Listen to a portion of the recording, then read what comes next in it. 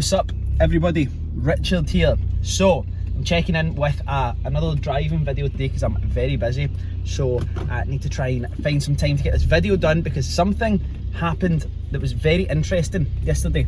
So the Bank of England provided the first ever negative interest bond in their existence. Now this is a financial institute which is huge, been around for 325 years. This is the first time they've ever offered a negative fixed rate bond. So the bond itself, just some details on that, is related to like some coronavirus fucking development fund thing. It raised, in terms of investment, I think it's sitting at about just over 3 billion just now, when I was reading about it this morning. And it's a negative interest rate of negative 0.003%. It matures in about 3 years' time. So what does that actually mean for investors? So a fund like this, I would imagine, let's say the average investor in that fund has invested £10 million. So they would be looking at a loss of round about 300 quid on that money, right?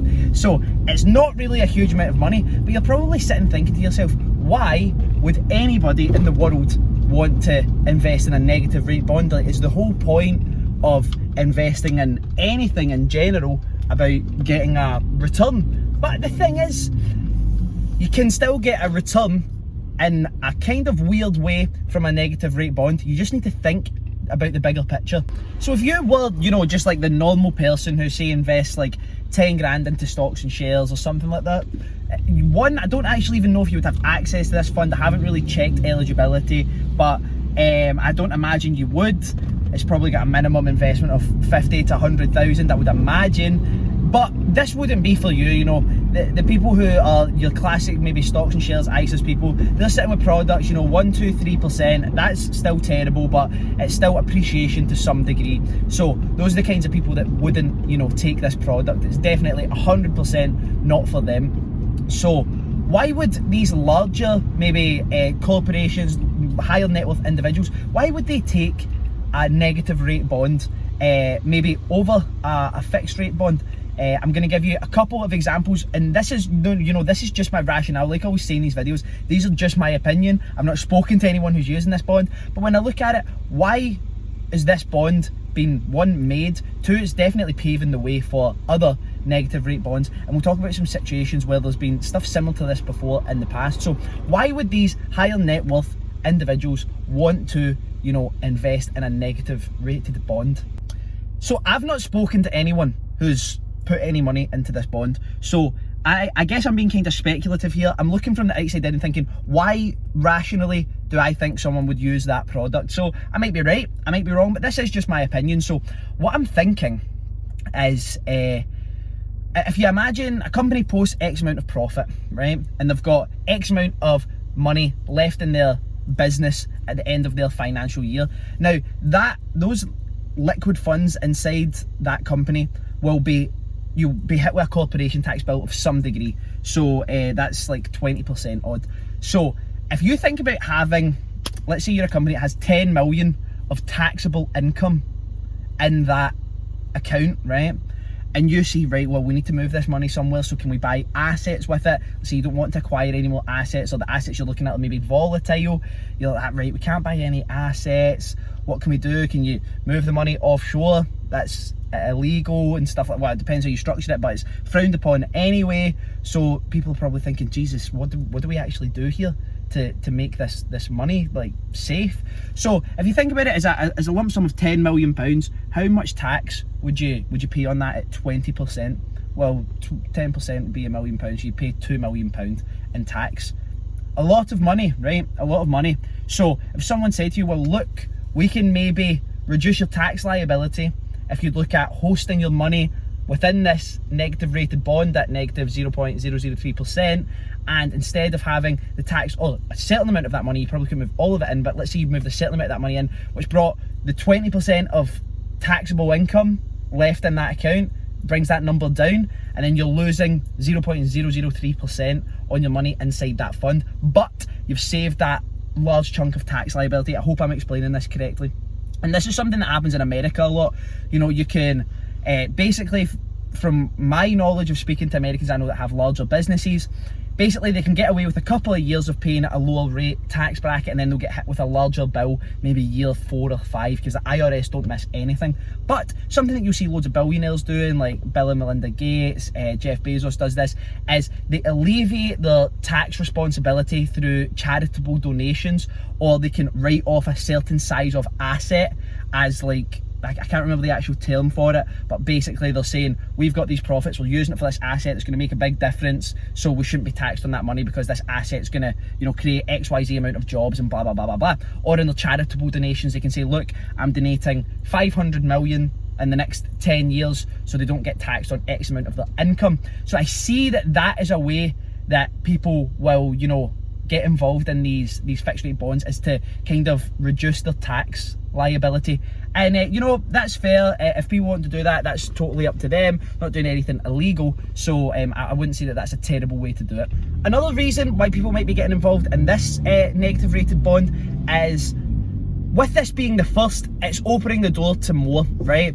And I mean, I don't think we're going to be seeing large negatively rated bonds, so I don't think we'll be seeing stuff at, like, you know, -4 and 5% and all that. But that's not to say that that's impossible and that the negativity ratings are going to get worse. It's wholly possible for sure. So, oh, my brakes are squeaking, I don't know why, I got them changed last week. So these people might be thinking, well, if we've got £10 million sitting there that we need to have somewhere anyway, it needs to be hosted in an account of some description, and they normally spread it across investment products, they might be saying, well, the next negative rated bond that comes out, maybe this one closes and we can't put any money into it, the next negative rated bond that comes out might be, you know, negative 0.09%. Now, it's still not a lot of money, but it's 3 times higher than the other bond. And then does that open the door for a 3 times higher bond and XYZ? Does that just roll over in that sense? So they're probably saying, well, if we have to put it somewhere, just now let's put it here. That's obviously thinking out with the people trying to reduce their tax liability. And that makes sense, because if somewhere like the Bank of England are, you know, setting up a negative rated bond just now, then other institutes are probably going to follow suit, and it might become the norm for a couple of years. So the people who get in now on these, you know, the 3-year bonds, obviously it takes 3 years to mature, well, that kind of, it's probably a smart decision if they're preparing for more negative rated products to come out. Another thing you need to think about, you know, when you're thinking about like large banking transactions, is also relationships. So this again is just speculation. I'm not at a level of income or assets that I could pass comment on the people playing at that kind of level. But you know, if someone is like some type of asset manager or a fund manager, and they need to get X amount of money into that fund for it to work, and they have, you know, a contact of a book of 10 people that they can contact that they know have, you know, 100 million there that they can invest, they go out, they get that 100 million, they bring it in. Well, there might be a situation where it's kind of we'll scratch your back and you can scratch ours back by investing. So if you think about it, if someone was, you know, let's think of a large, like SoftBank have that crazy division where they invest in ridiculous stuff and they basically lose billions every year because they're just hoping for like the next Instagram or something. So if someone from SoftBank turned around to one of their larger investors, look, let's say the guy's name was John or something, look John, we need money for this bond. It's got, you know, negative 0.03% interest, but what we're looking to do is in 3 years when that's matured, we want to give you a guaranteed spot on XYZ to invest in this. Or it can get dirtier than that. And it's not surprising if we look at, you know, Wells Fargo, Enron, all these kind of big companies that, for lack of a better word, were dirty bastards. Then someone might say, look, if you invest in this bond, we've got an opportunity to go and frack in somewhere in North Africa, or there's an opportunity to buy under the table for troy ounces of gold or something like that. There's always going to be stuff like that. Now, that's not me tarring everyone in that bond with the same brush. I'm just saying it would be very naive of people to think that relationships aren't a huge part of this. The banking world is very tight and very profitable, so to think otherwise I think would be a little bit silly. If we cast our eyes back only a couple of years, Swiss Bank done a mortgage product whereby you took out your mortgage, you paid a very small deposit, 5% or less.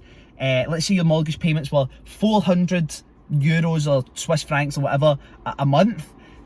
the Swiss bank paid those 400 euros and gave you 100 euros on top. So you didn't pay anything for your house, which you owned with a 5% deposit, and they gave you money for it, right? And you might be thinking, what the hell? And it all comes down to how much it costs the banks to hold their capital with some type of central banking reserve. So if they're paying, you know, X% to hold however many billions or trillions, remember 3 billion like we're talking about in this bond is nothing compared to what these banks hold, right? Even challenger banks, it's truly pennies. So if they're paying, you know, 0.003% or whatever, mate, it's probably higher to hold their money in with a central banking reserve, which probably, you know, holds that money against an asset like gold or whatever like that to try and keep like the stability of that currency and, you know, reduce quantitative easing and all that stuff. So if you think about how much 0.003% becomes when you're talking about like trillions or hundreds of billions, it's still not a huge amount of money. If it's a higher percentage, it obviously grows, but the more amount of money that percentage being deducted from, it's a higher number. So it's in that bank's best interest to get that capital to work, as opposed to just hosting it in some type of reserve. And that's why places like Swiss Bank, and I'm sure there's other examples, I've spoken about this one before, that's why they were like, we need to get this money out, get loans written on it, and if it means we have to pay a bit of money to the people, then that's fucking fine, because it's going to cost us less than holding the money in a central bank. The opportunities in investing just now are going to arise in angel investing for sure. You know, I was talking to one of my mentors today about bridging my own money and how I'm going to potentially look at, you know, financing other people's businesses and buying invoices and stuff like that, because this is where opportunities are going to arise. Like, obviously we're going to find loads and loads of property based opportunities with myself and for my investors as well, which is great, but I believe in diversifying as well. So I'm trying to understand, you know, how can I become more of an angel investor? I don't want to say a dragon, because then you just automatically think of Dragon's Den, but angel investment's a huge thing. So maybe that sometimes comes with risk. So if you've never been an angel investor before, if you've never invested in like a joint venture or whatever, maybe go back and watch my video on the key to a profitable joint venture, because there's loads of things you need to do to make sure you protect yourself. As much as there's going to be loads of great opportunities out there, there's also going to be people out there looking to relieve you of your capital. So you need to make sure that you're wary of that and you're going in as an intelligent investor. You know, sometimes you're going to lose money, sometimes you're not, but it's all about, I guess, I hate using gambling analogies because it's not gambling, but spreading your chips very much. That's kind of what you're looking to do. And if you're good at due diligence, you're intelligent enough, and you have the right procedures in place to protect you and your money, there's going to be so many opportunities out there, you know, ranging from your 3, 4 and 5%. I know some guys that bridge their own money at 50%. Now they're multi-millionaires and they've been doing it for years, but it works for them and they make loads of money off it. So that's really where I see the profitability line in angel investment. You know, investing in property projects, investing in fixed rate services with asset-backed security, investing in stuff that requires a personal guarantee, whatever, like all those kind of things. There's going to be so many opportunities to buy into businesses or fund businesses. Now, I don't think I'm going to look to buy into businesses. So I'm not going to look to, you know, I'll give you 40 grand for 15% of this, because I'm a bit of a control freak and I know that I would want to get involved in that business. It would dilute my time because I'd be thinking my money's in here, I own a percentage, my input is valuable. So that's not probably what I'll look to do, because I need to focus on, one, my advisory positions at the moment, and two, my property company. It's really just what I need to focus on. So for me, I'll probably be looking at doing, you know, just cash bridges at a certain percent per month, or cash loans for businesses against their assets or something like that. That's where I see profitability coming. There's still going to be, you know, products out there that'll do your 1%, your 2%. If that's what you're happy with, awesome. I mean, I don't have a fucking clue how you're happy with that, unless you're doing, again, to negate tax liability or something like that. Then you're obviously doing something that's intelligent for your situation.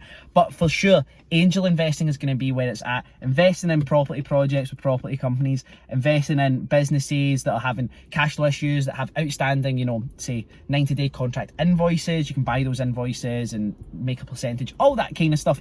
So there's still going to be loads of ways to make money. You just need to be a bit more savvy.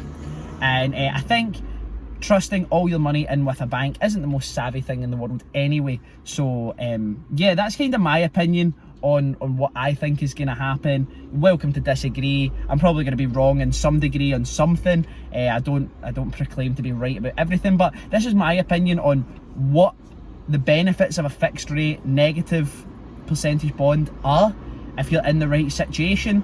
and how I can see investing going in the next couple of years too. So stay safe, stay smart, don't be a dauber with your money or just in general. If you like this video, please leave it a like below. Feel free to subscribe to the channel. I'll leave all my social media links below too. You can connect with me on LinkedIn, Instagram and Facebook and all that kind of stuff. Until next time, have a good week and weekend really, actually, it's fucking Thursday, and I'll catch up with you next week with a new video.